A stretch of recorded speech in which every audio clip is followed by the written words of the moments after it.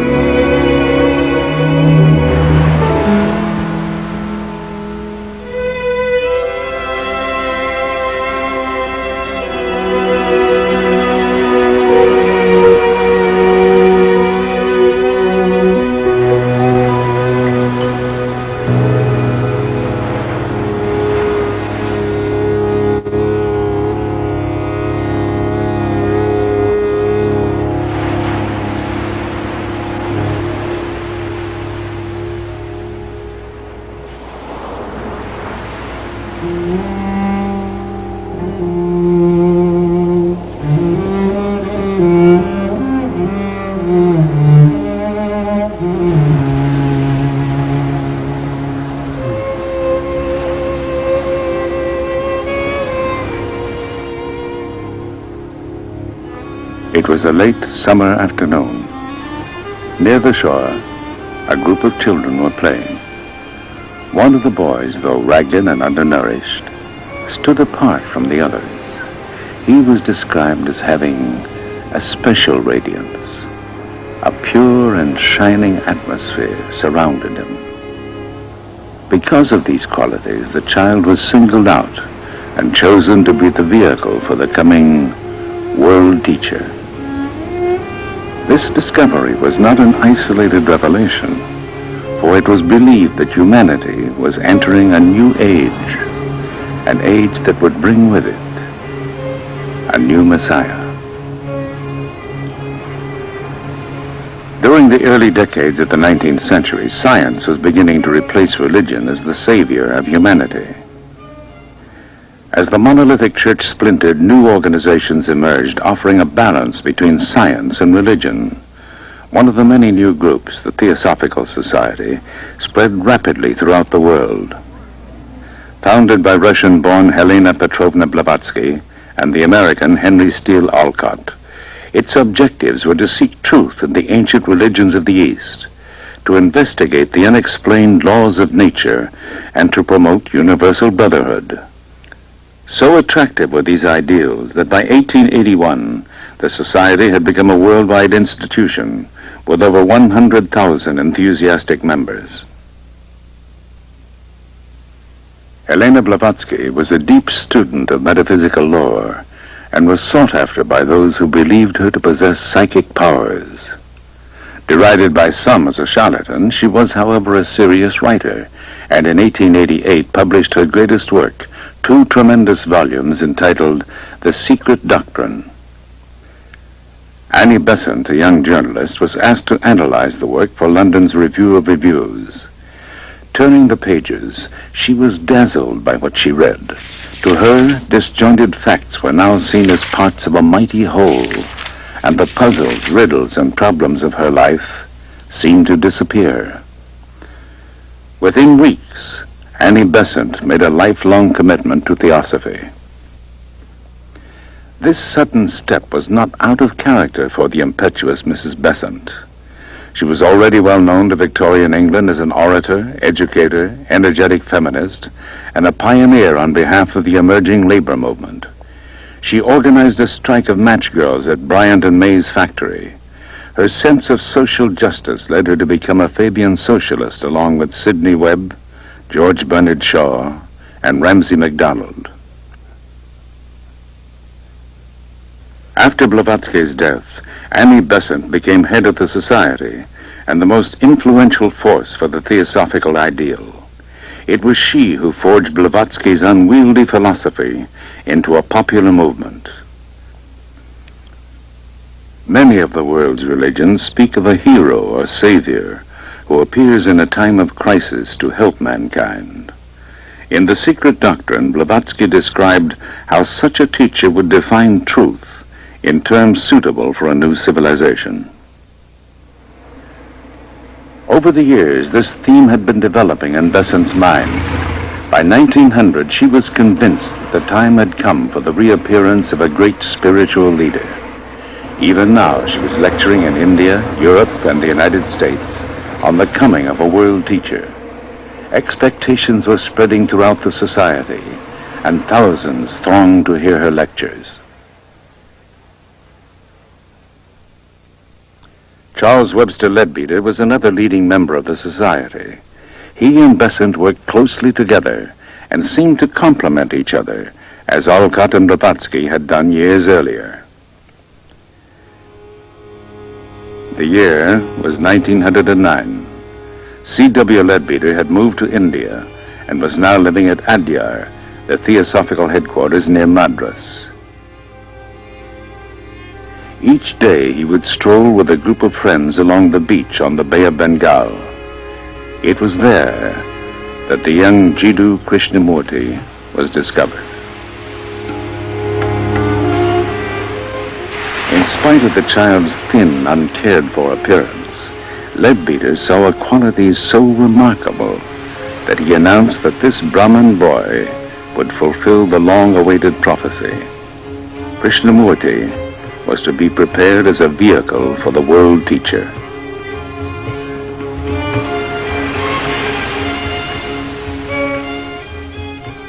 The child's mother, Sanjivama, had died some years earlier, and the 14-year-old boy had come to live with his father and 3 brothers just outside the society's compound. The dreamy boy suffered from malaria, and illness often kept him from school. He was unassuming and yielded easily to the suggestions of others. He seemed to live in another world, often oblivious to what was going on around him. There was a curious emptiness. Krishnamurti and his younger brother Nityananda were especially close, and when told of the opportunity of being prepared for great things, he refused unless Nietzsche could be with him. On November 27, 1909, Annie Besant returned to India and met the brothers for the first time. An affectionate bond was formed as she became to the shy Krishnamurti a mother, teacher, and friend. To Annie Besant, the responsibility for guiding the boy's future became a sacred trust. It was decided that the time had come to introduce Krishnamurti to the world. For this purpose, the Order of the Star in the East was formed.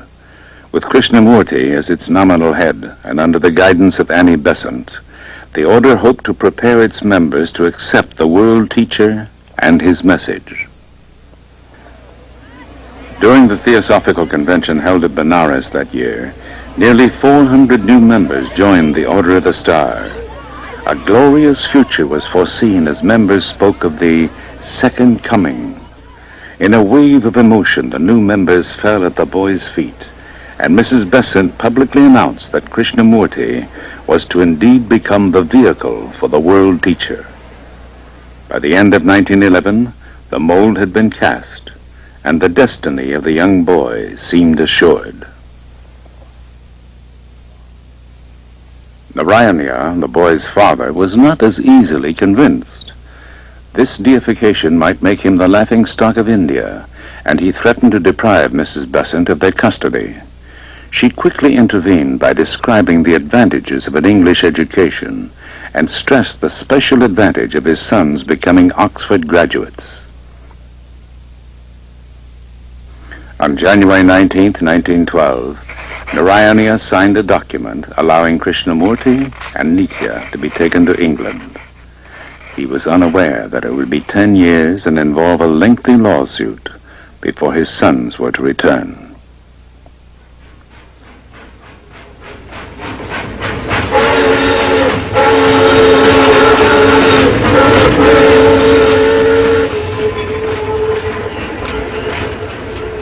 In England, news of their arrival spread quickly, and a large crowd was on hand to greet the party at Charing Cross Station. An English theosophist described Krishnamurti on arrival as an odd figure, with long black hair falling almost to his shoulders and enormous dark eyes, which had a vacant look in them.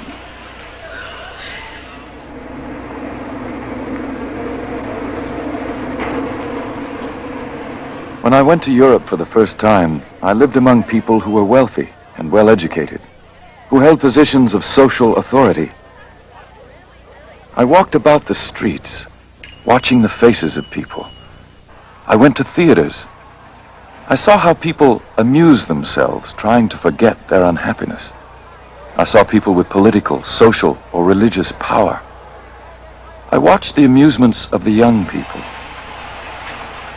I saw people who desired to serve, going into those quarters where the poor and degraded lived. They desired to help, but were themselves helpless. How can you cure another of disease if you are yourself a victim of that disease? I questioned everything because I wanted to find out for myself. Annie Besant gave 3 stirring lectures at the Queen's Hall in London. The movement was gathering force. When she returned to India, the boy's education began under a series of tutors. The young man was constantly surrounded by teachers and attentive followers. Never allowed to be alone, he longed for a more normal life. He grew dissatisfied and lost all interest in the role he was being prepared for. In the summer of 1914, England plunged into the Great War. Communications collapsed and the boy's seclusion intensified. Krishnamurti became more and more restless. Annie Besant wrote and reminded him, as she often did, that his happiness would lie only in the work ahead. Though he felt a deep love and loyalty for Mrs. Besant, inwardly, a quiet revolution was unfolding. I have long been in revolt from all things, from the authority of others, from the instruction of others, from the knowledge of others. I would not accept anything as truth until I found the truth for myself. I never opposed the ideas of others, but I would not accept their authority or their theory of life. Until I was in that state of revolt, until I became dissatisfied with everything, with every creed, with every dogma and belief, I was not able to find the truth.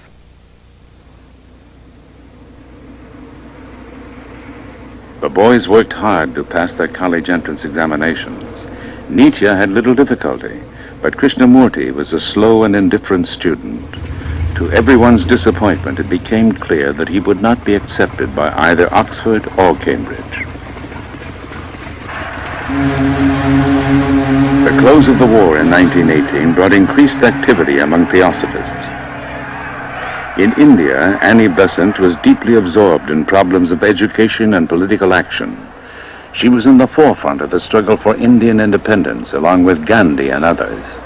But in her lectures, she continued to proclaim the importance of the world teacher and his message for humanity. Krishnamurti was maturing slowly, and after a 10-year absence from his native country, it was decided that his work would begin at Adyar. In late December, the brothers arrived in Bombay. For Mrs. Besant, the long-awaited day had finally come as the two brothers, who left as boys, returned as men.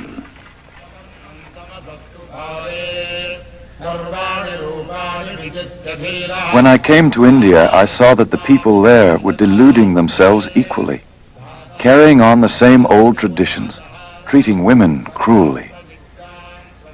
At the same time, they called themselves very religious and painted their faces with ashes. In India, they may have the most sacred books in the world. They may have the greatest philosophies. They may have constructed wonderful temples in the past, but none of these was able to give me what I wanted.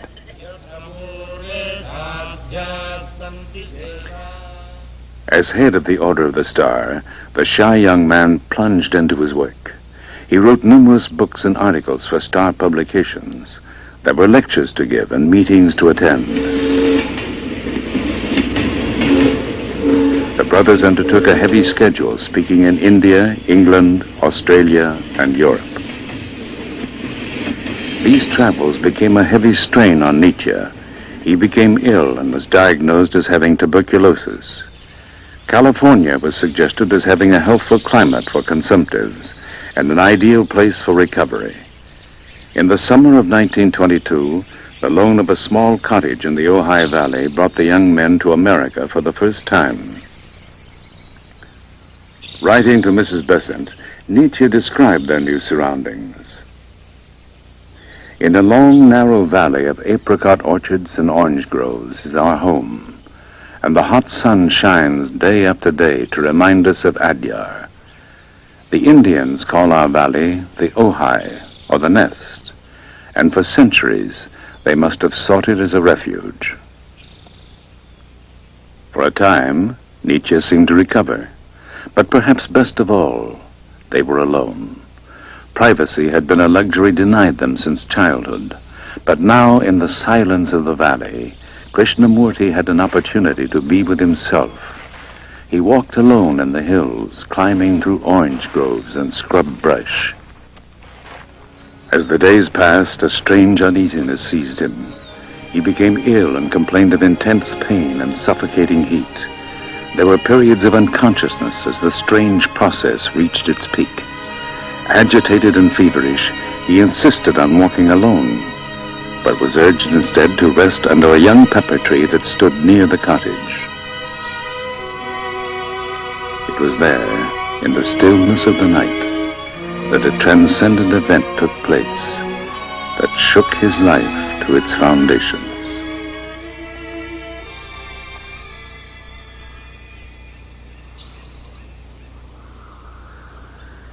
I could feel the wind passing through the trees and the little ant on the blade of grass. I could feel the birds, the dust, and every noise was a part of me. I was in everything, or rather everything was in me. I was supremely happy, for I had seen. Nothing could ever be the same. I have drunk at the clear and pure waters of the fountain of life, and my thirst was appeased. Never more could I be thirsty. Never more could I be in utter darkness. I have touched the compassion which heals all sorrow and suffering. It is not for myself, but for the world.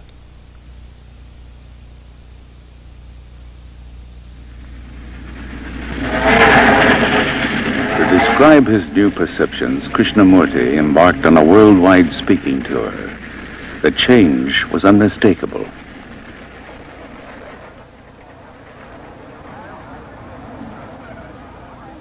Everywhere, among all people, there is a search for something hidden, for some realization which will give greater knowledge, greater vision, greater understanding, and this the people call truth. They think that truth lies hidden in some distant place, away from life, away from joy, away from sorrow. But truth is life itself. And with an understanding of life, there is born an understanding of truth.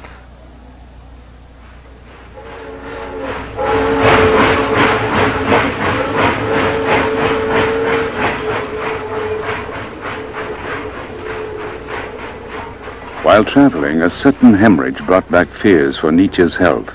He was weak in high fever and racked with coughing. It was decided that the brothers should again return to the dry climate of the Ojai Valley. Once in California, Nietzsche seemed to improve, and when Mrs. Besant cabled asking that Krishnamurti come to India for Theosophy's Jubilee Convention, he reluctantly agreed. The bond between the brothers had grown stronger than ever.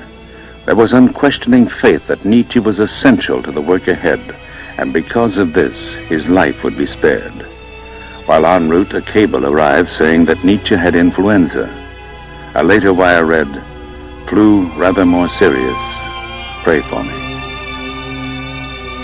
On the 13th of November, as the ship entered the Suez Canal, a telegram arrived announcing Nietzsche's death.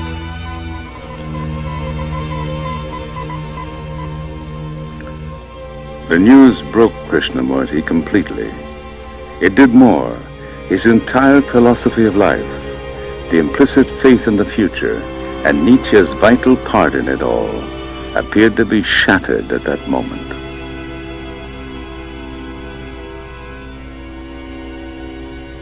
An old dream is dead, and a new one is being born. A new vision is coming into being, and a new consciousness is being unfolded. I know now with greater certainty than ever before that there is real beauty in life, real happiness that cannot be shattered by any physical happening, a great strength which cannot be weakened by any passing events, and a great love which is permanent, imperishable, and unconquerable. By the time he reached Madras, his face was quiet and radiant. The Jubilee Convention of 1925 celebrated 50 years in the life of the Theosophical Society. Thousands attended the 4-day gatherings, and events were eagerly reported by newspapers around the world. A Star Congress followed the convention. By this time, the Order of the Star had grown to over 45,000 members. Under the branches of Adya's enormous banyan tree, Krishnamurti spoke of the world teacher. His face was powerful and stern in the twilight, his eyes half veiled as if looking inward. As he spoke, a deep silence spread through the audience. Some felt they saw a light envelop him, and many believed they were in the presence of the Messiah himself. The young man was becoming the focus of deep divisions. While thousands accepted him as the world teacher, others were disturbed by the adoration and attention given him. In the Netherlands, some years earlier, the Baron Philip van Pallandt had given his ancestral home, the Castle Erde, to the Order of the Star. 5,000 wooded acres surrounded the 18th century buildings. The castle had been transformed into a meeting place where small groups gathered yearly.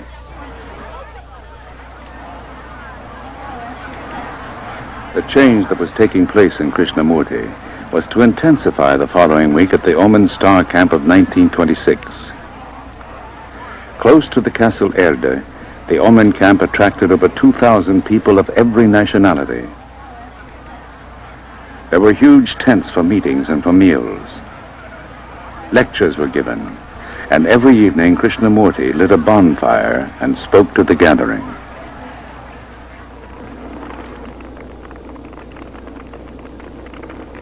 In order to be happy, need we have religions? In order to love, need we build temples? Truth cannot be found in the dark sanctuary of temples, nor in the well-lit halls of organized societies. Neither can it be found in books, nor in ceremonies. Go down to the sea, where the breezes are blowing and the waves are breaking over each other. You want to gather and bind all that beauty into a narrow temple. Do not allow your mind or your heart to be bound by anything or anyone. If you do, you will establish another religion, another temple. You must not create little gods and worship at little shrines. Who wants to worship by the light of one candle when you can have the sun?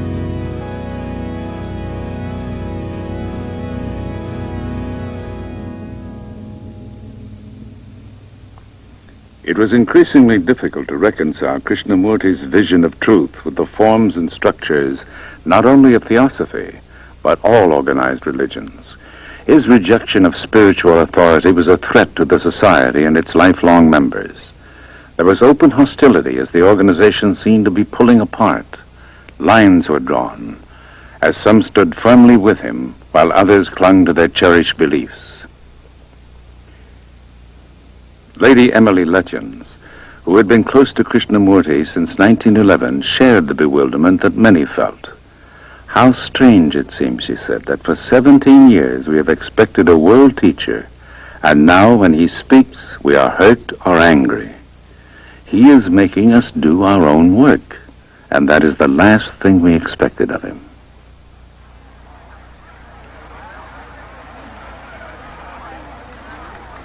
In May of 1928, the first Ojai Star Camp was held under the evergreen oak trees of Southern California. But with each new talk, each meeting, the divisions became more apparent. In failing health, Annie Besant was forced to cancel her public engagements. Yet she still tried desperately to reconcile Theosophy with what Krishnamurti was saying. She quoted ancient Hindu scriptures saying, "All paths lead to the same spiritual goal." But in spite of her efforts, the divisions widened. There were no gentle platitudes. There was to be no uniting of existing religions. Ceremonies and organized religions, he said, were a hindrance, a distraction from the truth. He offered no method. There were no steps to follow, no system that ensured spiritual progress.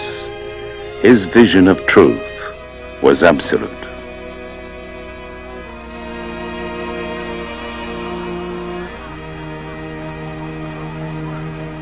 In the Netherlands on August 3rd, 1929, at the Oman Gathering, in the presence of Mrs. Besant and over 3,000 Star members, Krishnamurti dissolved the Order of the Star, freeing himself from all claims made for him.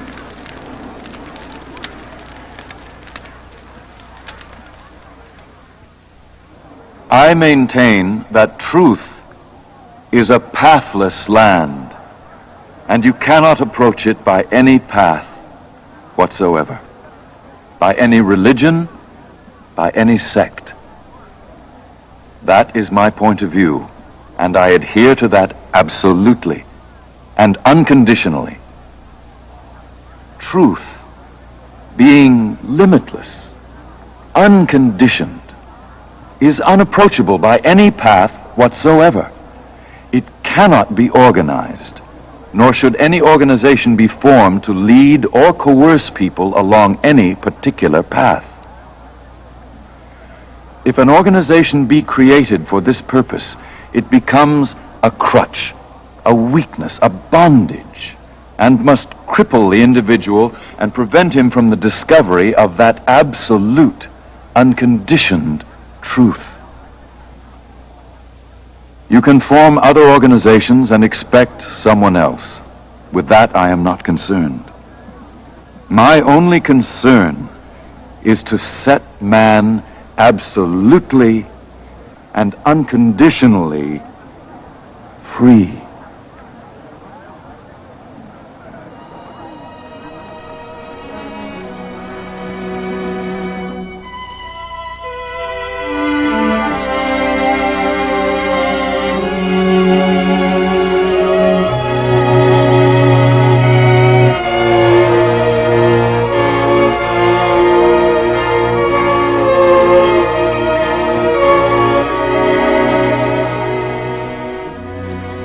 All religions have always said there is only our path, our savior, our system, our belief, our rituals, and only through those we will find salvation. This has been the constant song of all religions.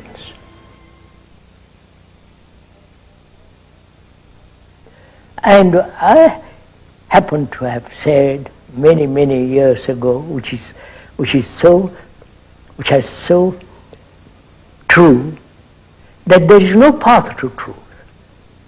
Truth, according to them, is a fixed point. And if it is a fixed point, you can have as many paths as you like. But if it's not a fixed point, it's a living thing, moving. Movement in the sense in the world of no time, which is a different matter. Naturally, there's no path to it. But you see, we don't want such a dangerous outlook. We want everything fixed. We want every object to be final.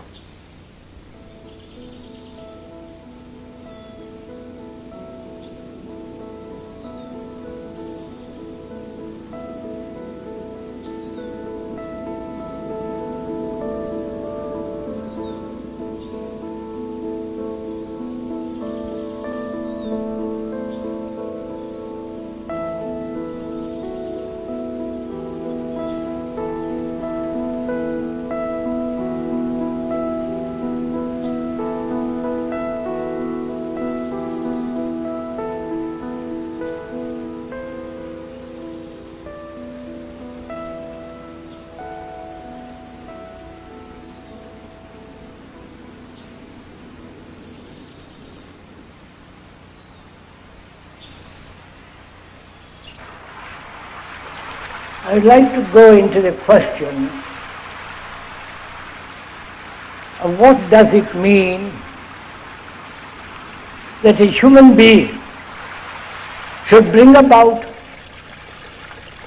a deep, profound change in himself. We're asking, is it possible to bring about a fundamental psychological revolution? Deep, abiding, irrevocable change, transformation.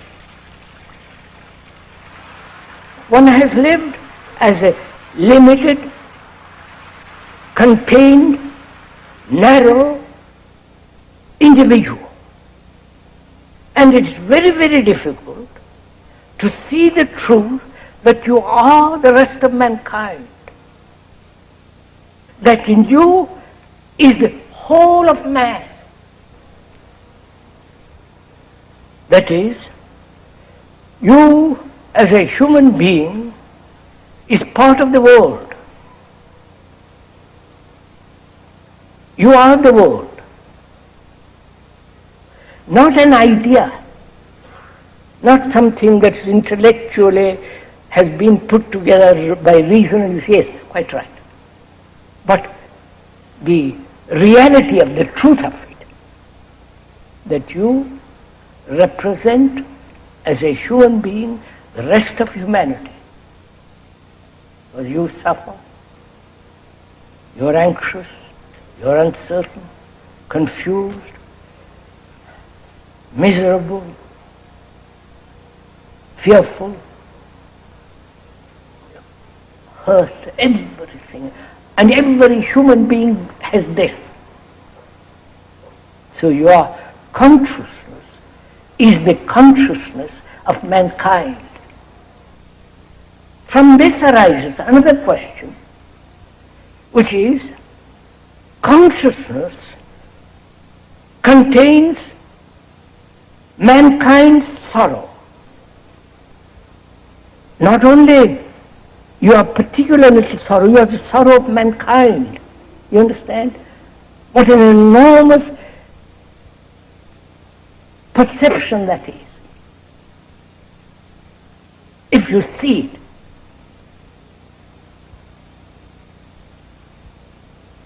That your sorrow is not yours, it's the whole of man, of mankind.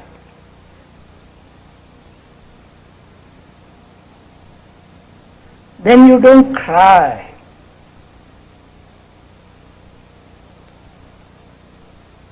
Then you don't shed tears about your little wounds, your little failures, your little anxieties and so on. Now, is this possible for sorrow to end? If there is the ending of sorrow in one human being, who is the representative of all humanity, that ending affects the whole of consciousness of man. Don't accept what we are talking about. Find out, test it. That means you have to be free to observe.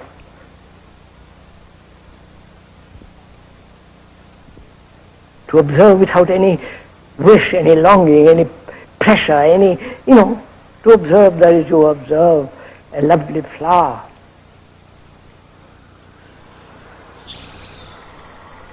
I wonder why human beings throughout the world don't see this simple fact that you cannot possibly have peace on earth if you are nationalistically divided.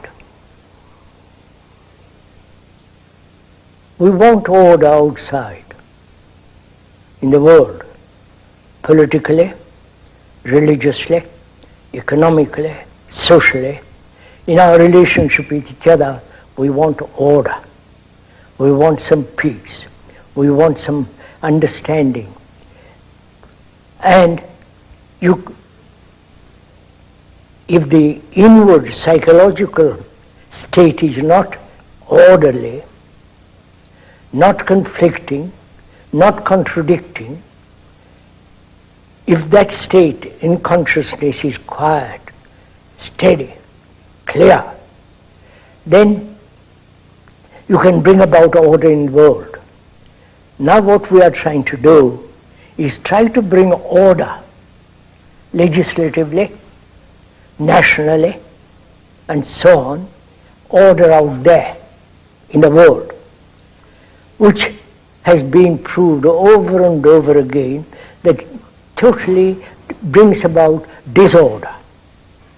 That's why we are saying, I'm saying that without inward order, that is inward order in consciousness, which is in a mess, which is in a contradiction, without bringing about order inwardly, psychologically, you cannot possibly have order outwardly. And the crisis is there. We think the crisis national, economic, social, and so on. The crisis is not out there. The crisis is really inward. And we are unwilling to face that.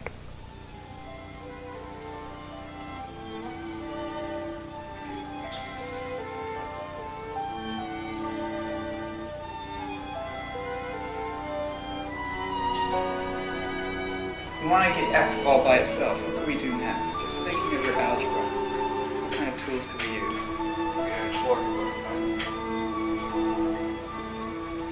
Okay, that's fair enough. What can we do? But see, we still have the sex term here. What are we going to do with it?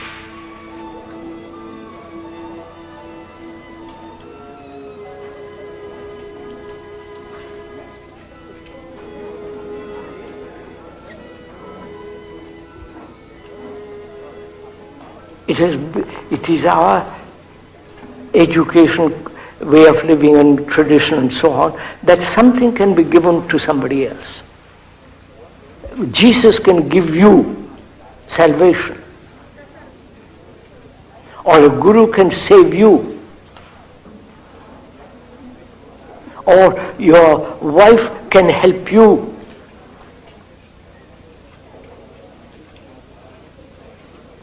That may be an old, worn-out tradition to which we are clinging. That may be a wrong approach altogether. You have understanding, and I haven't got it. And you are conditioned, you are conditioned in the idea that you can give it to me. Right? That may not be the fact at all.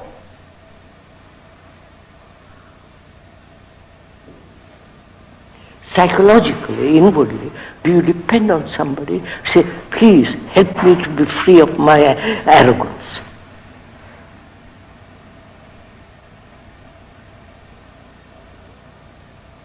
Or in your relationship, you see the arrogance in you, it's gone. You see, in our relationship with each other, I am observing myself, and in that observation I discover that I'm arrogant in our relationship. So I'm not dependent for you to point out to me my arrogance. I'm already aware of it. It's tremendously important, sir. Nobody can give me intensity, the sense of beauty. I'm taking it. Then I am on my own. You follow? Not isolated and all that. Then I have to work find out. In the very working of it, I've got the intensity. When I discard the tradition in which I've been brought up, that is to depend on somebody, and when I discard it, then I have to work it, right? Or I'll go down the drain, either way. If I discard that, I'm already free, I've already got this sense of energy, intensity. Then I'm not dependent on anybody.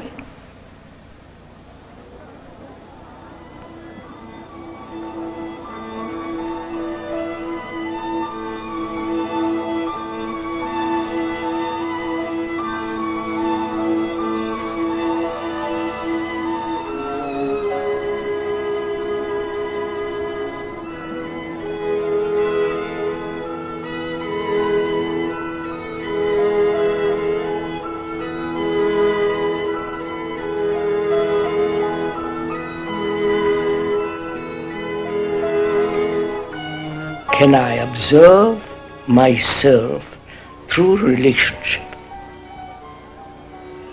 Can I know myself fundamentally, basically, all the reactions, all the nuances, the subtleties of myself in relationship? Now, one's relationship with another is based on memory. Right? Would you accept it? On the various images, pictures, conclusions I have drawn about you and you have drawn about me. The various images that I have about you, wife, husband, girl or boy or friend and so on. So there is always image making. Right? This is simple, this is normal, this is actually goes on. When one is married or lives with a girl or a boy, every incident, every word, every action creates an image. No? Are we clear on this point? Don't agree with me, please. I'm not trying to persuade you to anything. But actually you can see it for yourself. A word is registered. If it is pleasant, you purr. It's nice. If it is unpleasant, you immediately shrink from it. And that creates an image. The pleasure creates an image. The shrinking, the withdrawal creates an image. So our actual relationship with each other is based on various subtle forms of pictures, images, and conclusions. So when there is an image like that, she has and you have, then in there is division. And then the whole conflict begins. Right? Where there is division between two images, there must be conflict. Right? The Jew and the Arab, the Hindu, the Muslim, the Christian, the communist, is the same phenomena. It's a basic law that where there is division between people, there must be conflict. The man may say to the woman, or the woman may say to the man, I love you, but basically they are not related at all. Then the factor arises, can all this image-making tradition deserve all that end without a single conflict? You understand my question? Are you interested in this? What will you pay for it? That's all you can do. By paying something you think you'll get it.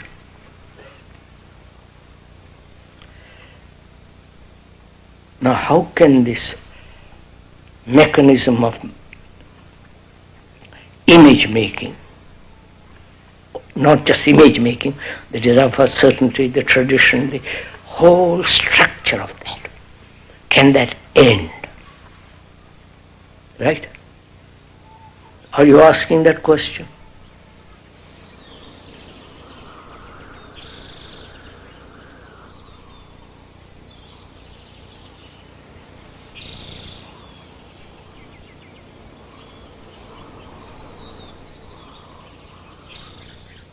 Who is there to tell you what to do? See, when you are children, the parents tell you what to do. That same mentality is cultivated right through life. In school you are told what to do, in college you are told what to do, in university, right through life, somebody tells you this is right, this is wrong, this should be done, that should not be done. Which means what? There is no self-investigation.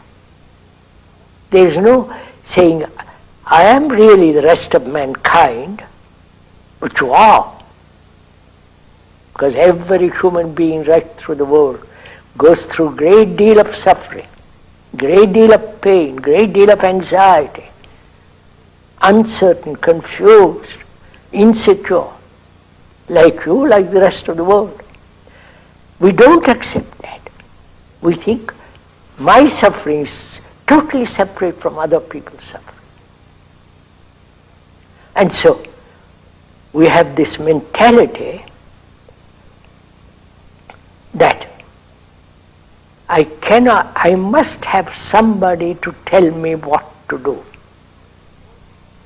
Right from the Pope down to the poor parish priest.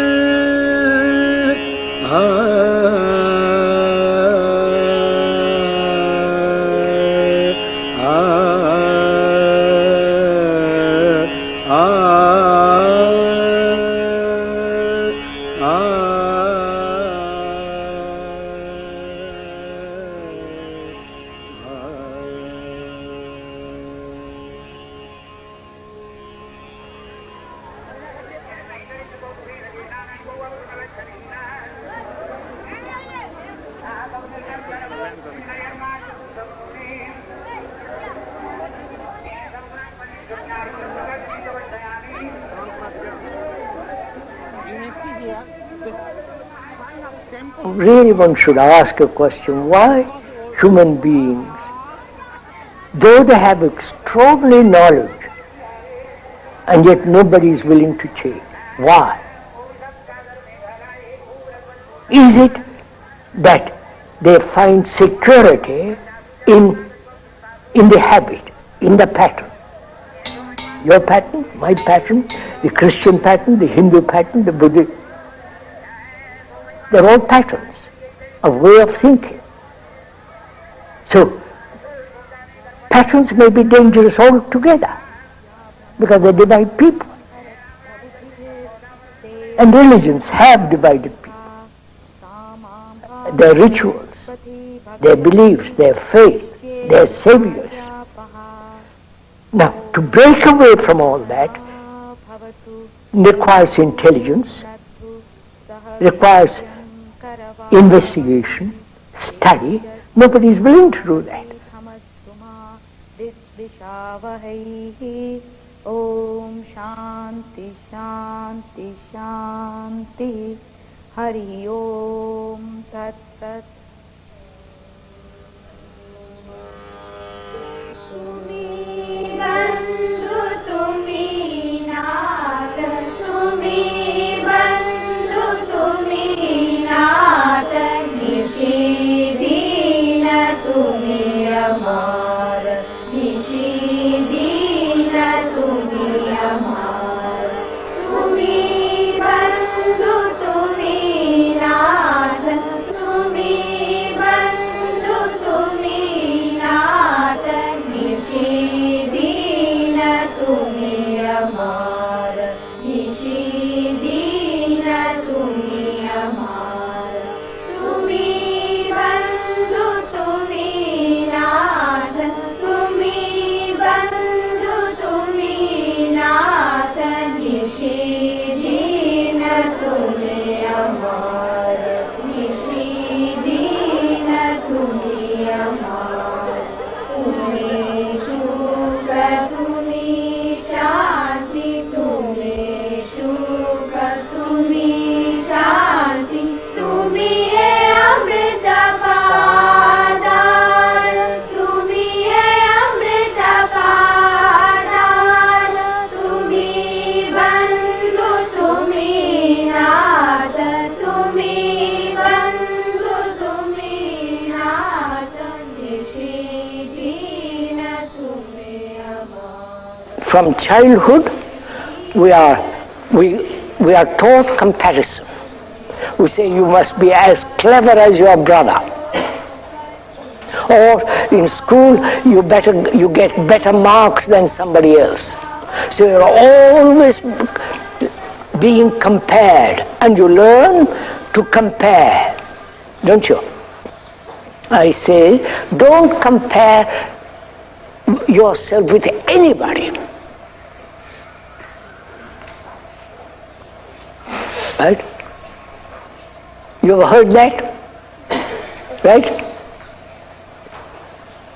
Now, why do you compare? To find out who's better. Huh? To find out who's better. To find out if you're better. That is, you compare yourself with her. She is much more intelligent, more bright, more clever, and so in comparing yourself with her, you become dull. Huh? Yes. Huh? But if you don't compare, are you dull? No, you just listen carefully. In examinations, in schools, all through life they're comparing. Tell your teacher, don't compare.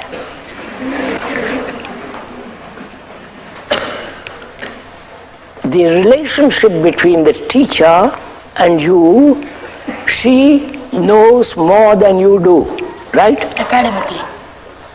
Academically.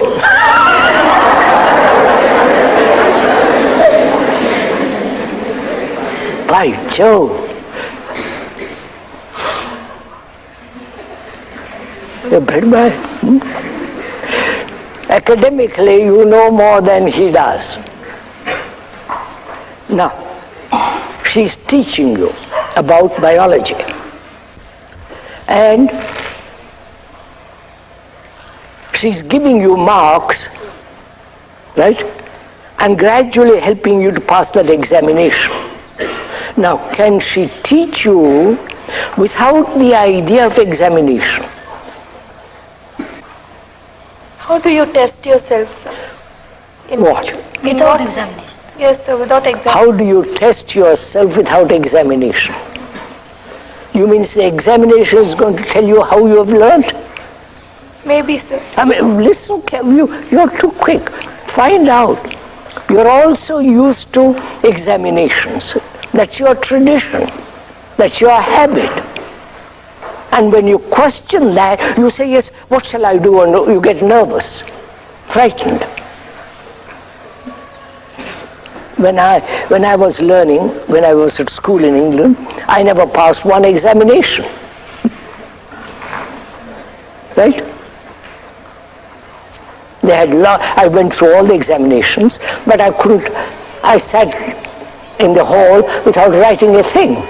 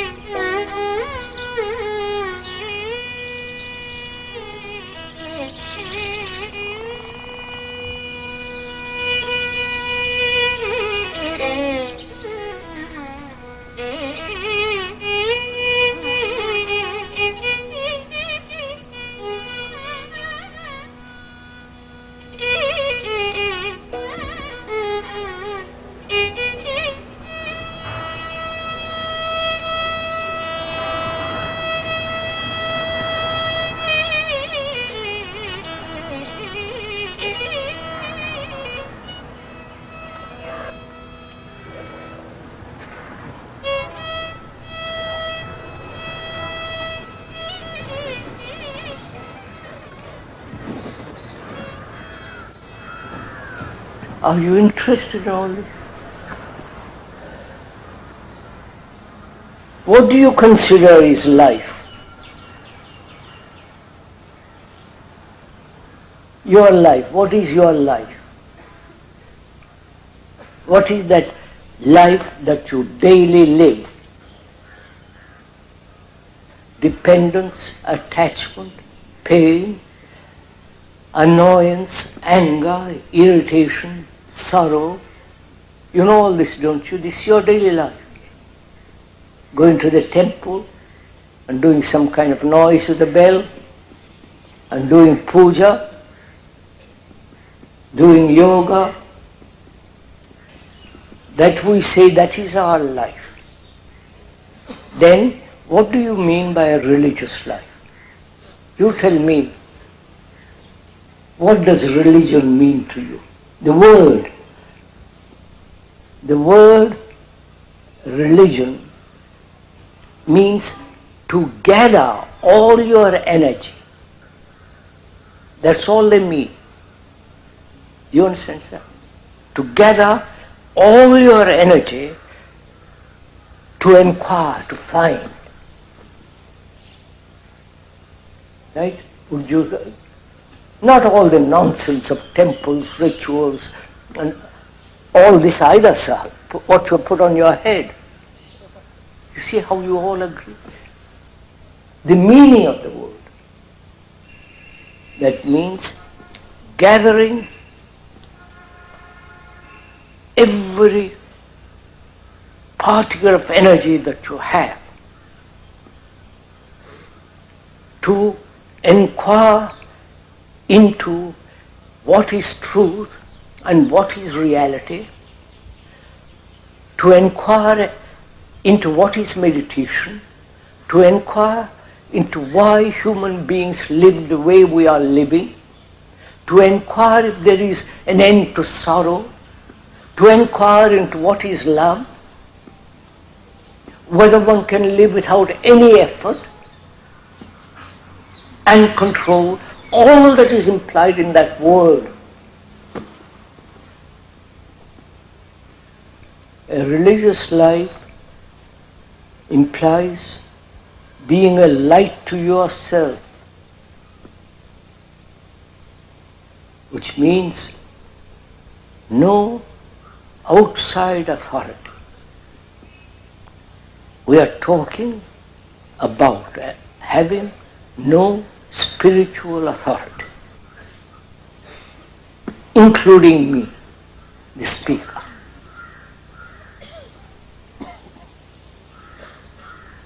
Have you any authority? Spiritual authority?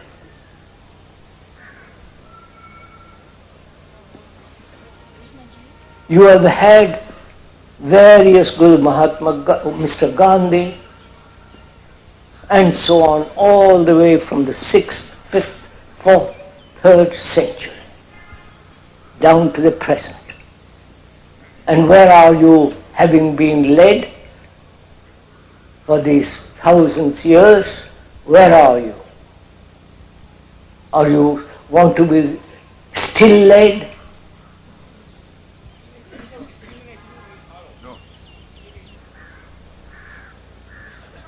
So we are asking you courteously, if you have thrown away your traditions.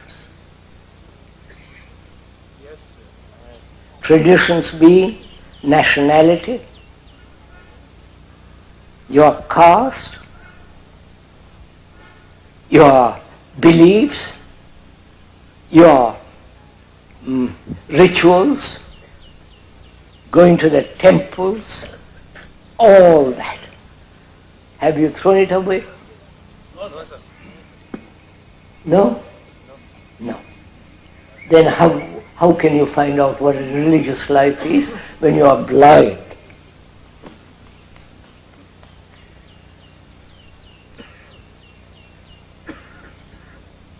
So you want to find out what a religious life is, and yet won't leave your little enclosure.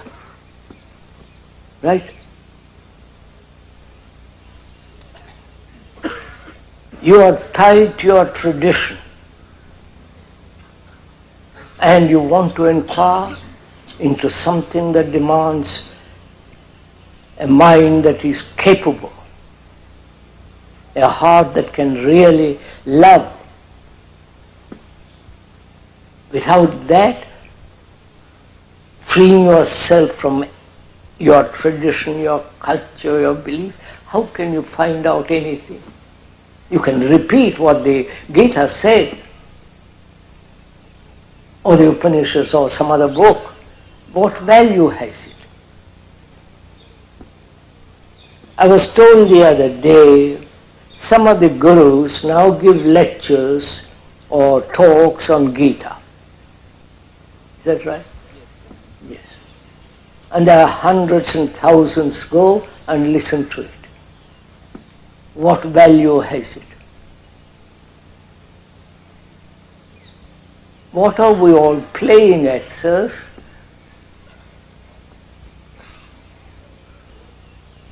Apparently, one doesn't see one's own tragedy. Right, sir?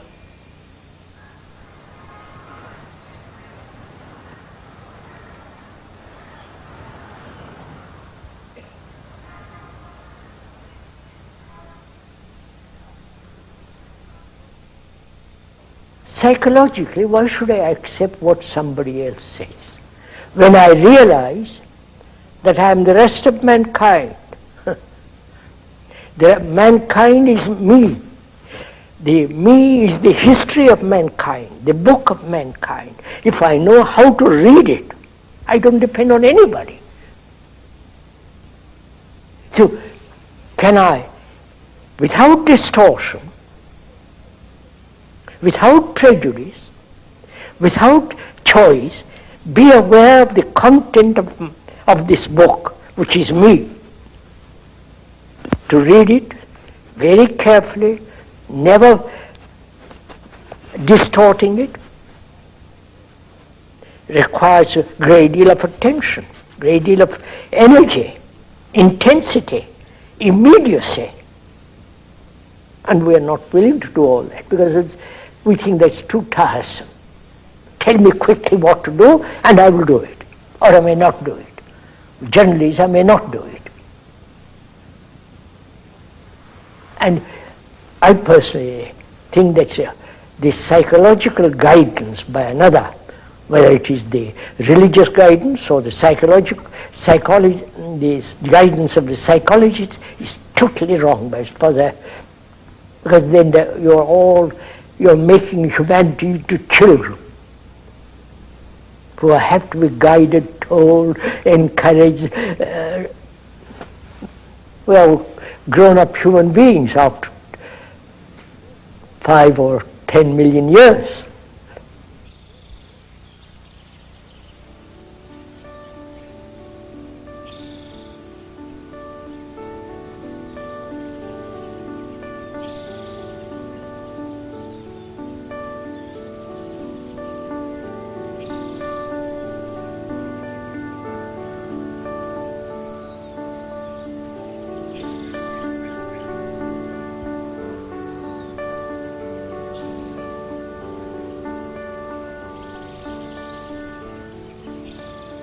Through negation of what is not, the positive exists. That is, love is not desire. Love is not pleasure. Love is not a remembrance. It is as strong as death, as vital as life. Now, love is not jealousy.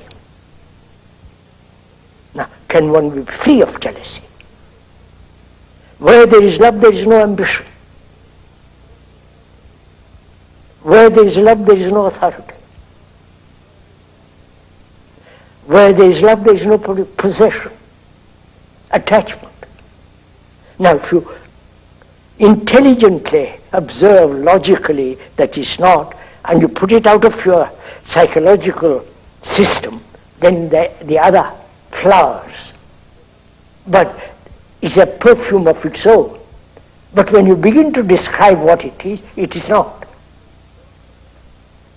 So the verbal explanation, the verbal measurement of what love is destroys what love. And you see, love can only exist when there is no suffering. Suffering is personal. Suffering is also global. Man has suffered endlessly. And he tries to combine that suffering with what he calls love. And so there is always this contradiction, this duality, Whereas if you deny all that is, that which is not love, then the other thing has its immense beauty, great strength and vitality of its own.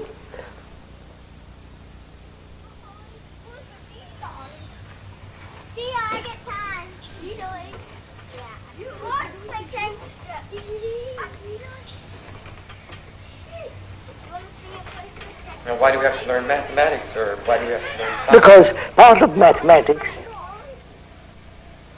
is order. 2 plus 2 plus 2 makes 6. That's order, right? In sequence it must be. So, mathematics, much more complicated and all that, is a series of sequences and order. Right? Anybody know what's wrong with this tin? I do. It doesn't finish. It doesn't finish. Does everybody see where it doesn't finish? Yes. Where? Okay. Josh? Can you come up here and put in a tin at this space here? Civil War. Remember we saw that thing, the blue and the gray? Right. The people, they were real ready to fight. They thought it'd be real neat. Go get those Yankees, go get those, whatever they called them. Right. And it seems like a lot of people would be, some people, depending on the type of person you would really be scared of war. They think it'd be neat because they don't like this person. And I remember we studied, like a lot of people realized they thought it'd be real fun. Are we That'll be real romantic. aware of our responsibility to another? If one has a family, wife, children, are you responsible for those children? That you care, that you have love for them? Are you concerned that they become healthy, good citizens? If you have children, do you feel responsible for those children? To see that they have right education so that they won't be killed in a war. They won't become mediocre. Or you have no time at all for them. Because you have to go out and earn money as the man and the mother and the father, as they do now, and have very little time for the children. That's a fact. So where is your responsibility?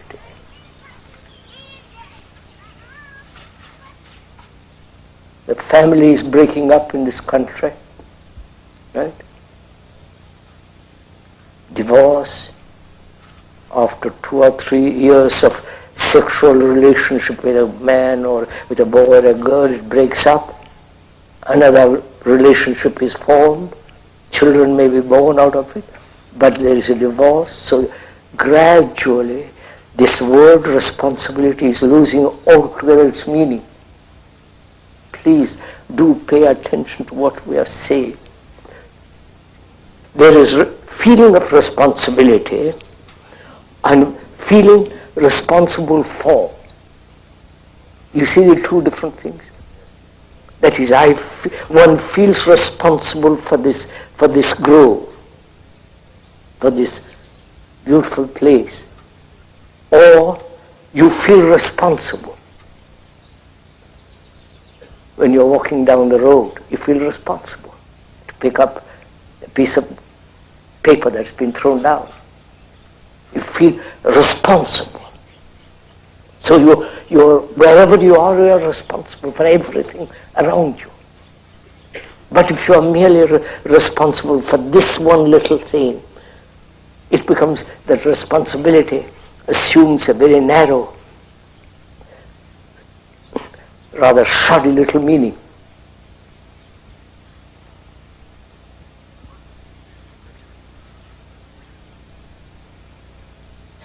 Oh, you're not interested in this.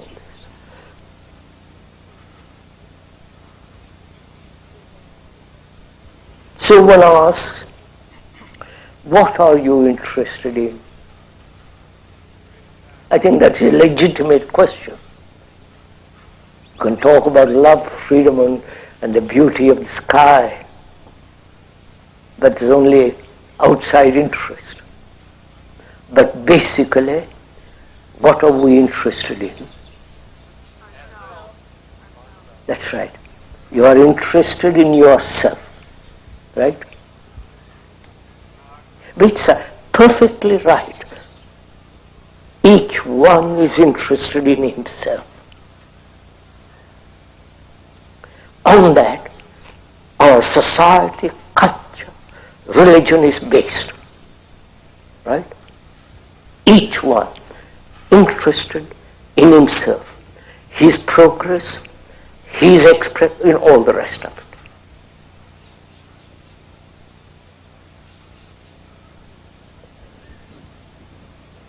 Do you, as a human being, realize that we are all one, basically? Not as an idea, but as a fact. Because when you go to India, you see the misery, the confusion, the anxiety, the despair of people running to their petty little gods whom they have created. You come to Europe, it's exactly the same thing. They have God, they are Jesus, they are Christ, they are run, you follow? You come here, it's exactly the same. You understand, sir? First, to realize, not verbally, but in your heart, in your blood, in your whole thinking, that human beings right through the world go through the same agonies that one goes through. The loneliness, the despair, the depressions, the extraordinary uncertainty, insecurity, whether they live 10,000 miles away or 2,000 miles or here. They are all psychologically bound together. If one realizes that profoundly in your guts, in your blood, in your heart, in your mind, then you are responsible.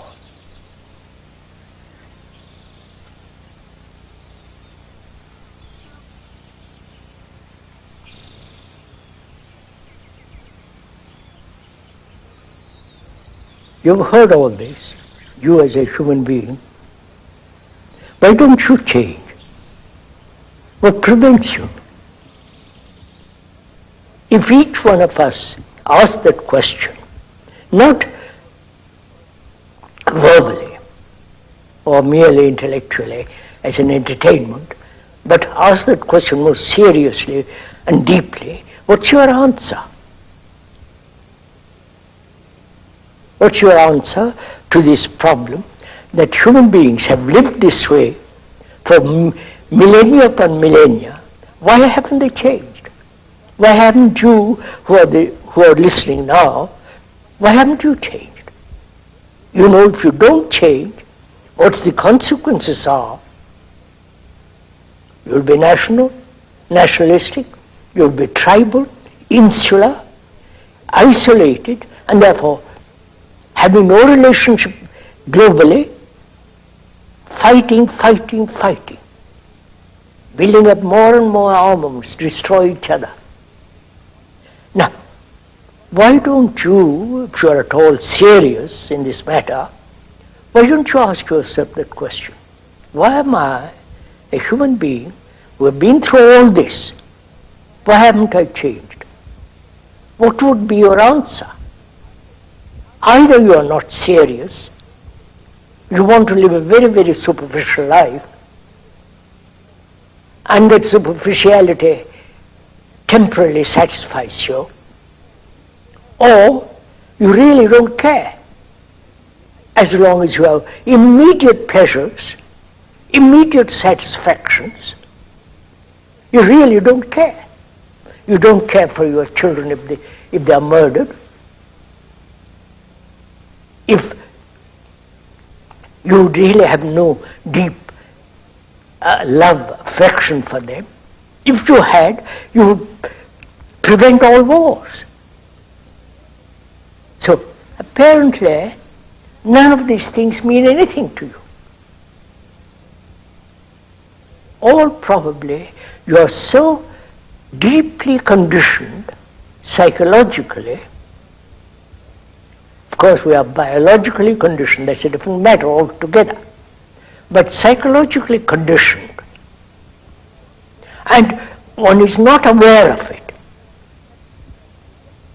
And you can, unless that there is freedom from that conditioning, you will go on this way. After all, life is one. One global unitary movement. So, in the same way,